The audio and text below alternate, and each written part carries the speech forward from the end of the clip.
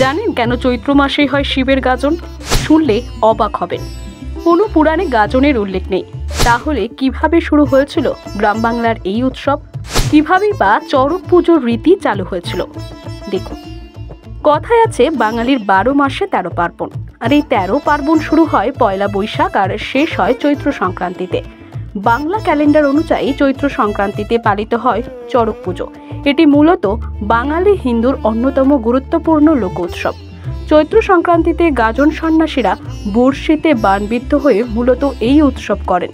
তবে এই চড়ক পুজো কবে কিভাবে শুরু হয়েছিল? কোনো পৌরাণিক কাহিনীতে চড়ক পুজোর উল্লেখ পাওয়া যায় না সেভাবে।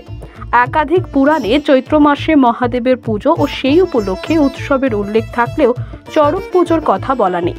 তবে প্রাচীনকালে পাশুপত সম্প্রদায়ের মানুষেরা এই উৎসব পালন করতেন। মূলত নিম্ন সম্প্রদায়ের মানুষেরাই বেশি পালন করেন এই পুজো। প্রচলিত কাহিনী অনুসারে 1485 খ্রিস্টাব্দে সুন্দরানন্দ ঠাকুর নামের এক রাজা প্রথম চড়ক পুজোর প্রচলন করেছিলেন।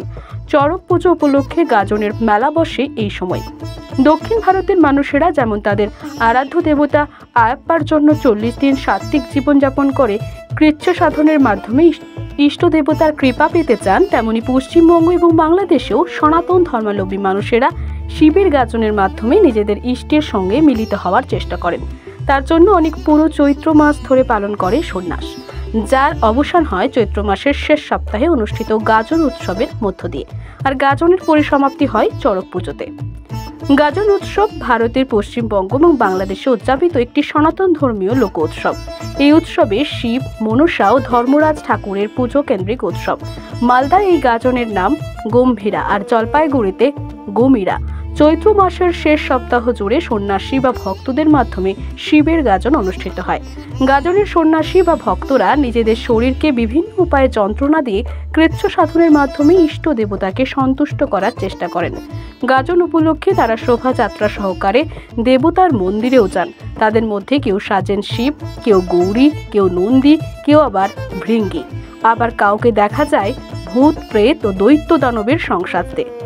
প্রাচীনকাল থেকে রাঢ়বঙ্গের শৈব সংস্কৃতির একটি বিশেষ অঙ্গ হচ্ছে গাজন। গাজন কথাটির মানে হলো গাঁ বা গ্রাম এবং জন বা জনগণ, অর্থাৎ গাজন হলো গ্রামের জনগণের নিজস্ব উৎসব।